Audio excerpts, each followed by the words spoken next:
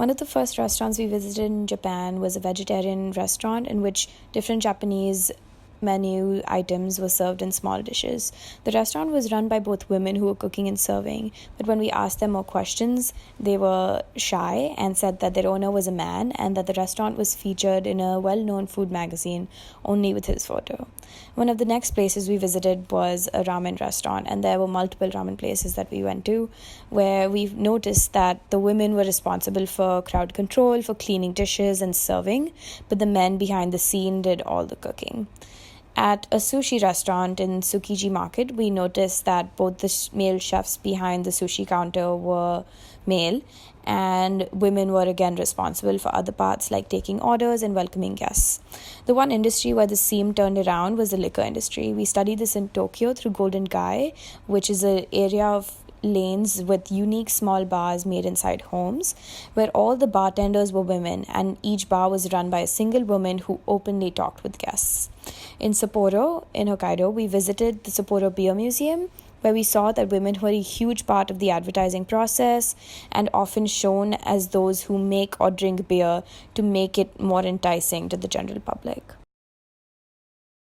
We had the chance to interview a staff member at Hard Rock Cafe Tokyo, and this is a huge chain that runs throughout the world, so she became an insider and an outsider who knows the world outside of Japan. Her family had to flee when she was much younger because they weren't purely Japanese, and returned much later in her life when she found it very hard to integrate herself back to Japanese society.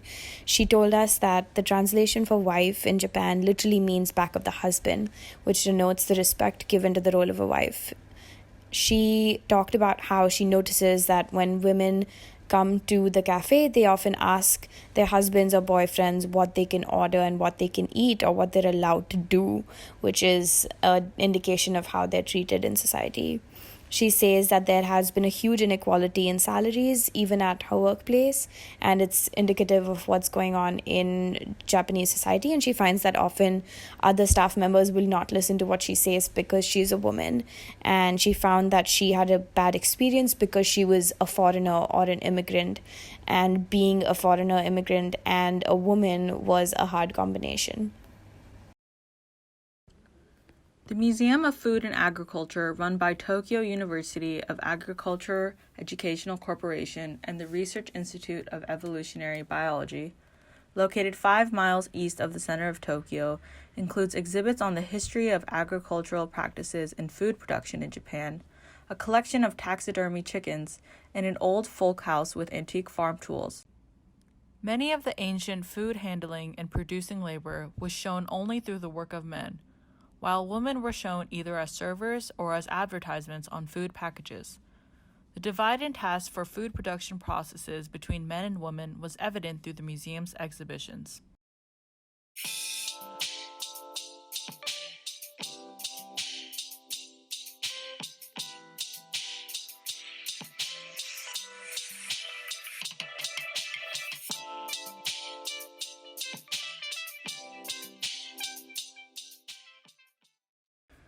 The museum also includes a bioreum greenhouse, which is home to various lemur species, cacti, and other tropical plants and insects. Outside the bioreum is a small market selling fresh produce.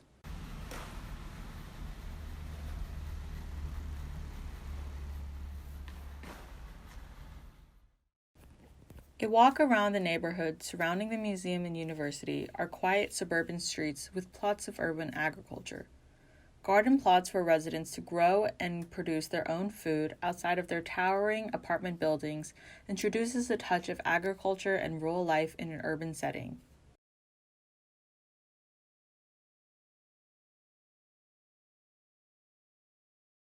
Tokachi Girls Farm on the island of Hokkaido was founded 4 years ago with crowdsourcing money by female farmers with a mission to prove that women too, like men, could run a successful farm.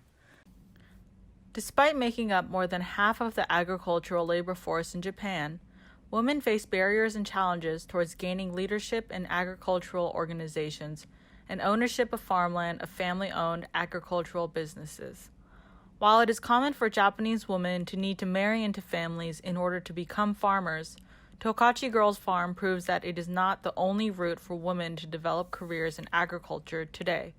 The farm offers weekly tours to the public, which includes a vegetable picking session, a tractor ride, and an organic homemade lunch. We were able to experience this tour and live a day in the life of a Tokachi farmer.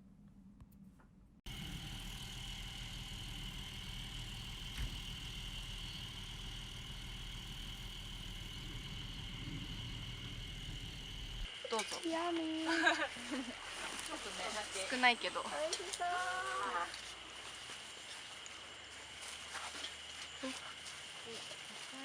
Oh my gosh.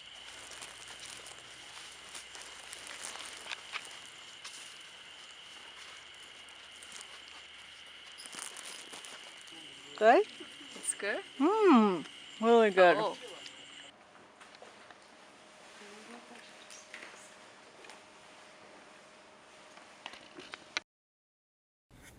The women of Tokachi Girls Farm produce, package, and sell their own products directly to customers. Written on the boards inside the farm's warehouse are directions for food packaging, with an emphasis to make the packaging cute and appealing for customers. In addition to selling their produce, they also sell a clothing line labeled agri-fashion to call attention to the emerging role of women in agriculture in Japan. "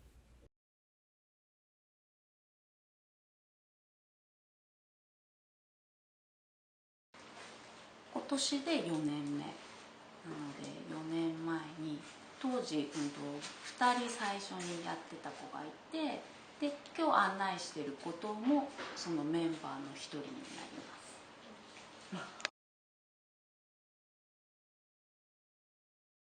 たくさんいます。同じ地域にたくさんいて、なんていうんですかね、グループみたいなのを作って、その会合みたいなのがあったりとかしてます。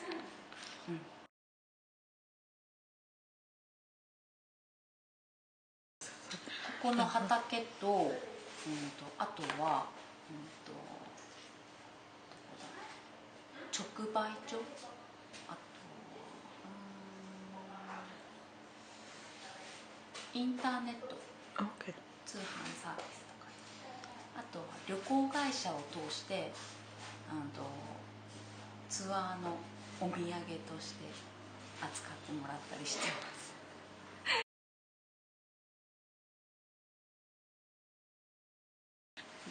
社長トップは男の人で、ガールズファーム、こういう商品を扱うアグリファッションっていう店舗とか、他にもいくつか事業がある中の一つです。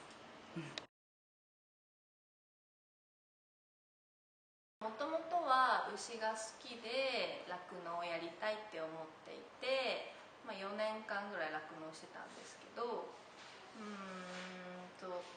ちょっと違うこともやってみたいなと思っていて、で北海道の自然の中で、緑あふれる自然の中で働きたいなって思った時に、やっぱり農業かなと思って、今は農業の世界にいます。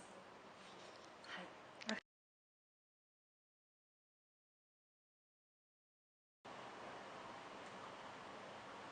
い、こうやって観光でお客様に来てもらって、やっぱこうアスパラ取ったりとかトマト取ったりした時に、やっぱ自分で食べてもらって美味しいとかって言ってもらえると、すごい私たちの農業のやる気にもつながるし、もっと美味しいものを作ろうっていうふうに思います。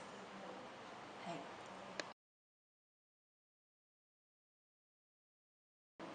そうですね、やっぱりお客さんに喜んでもらえてる時が一番嬉しいですし、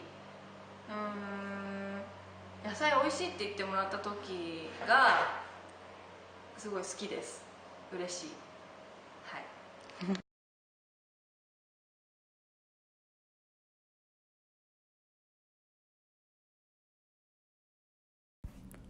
The efforts and labors of the women interviewed and all women who work in the Japanese food and agriculture industry propels the global movement towards gender equality in food production and services.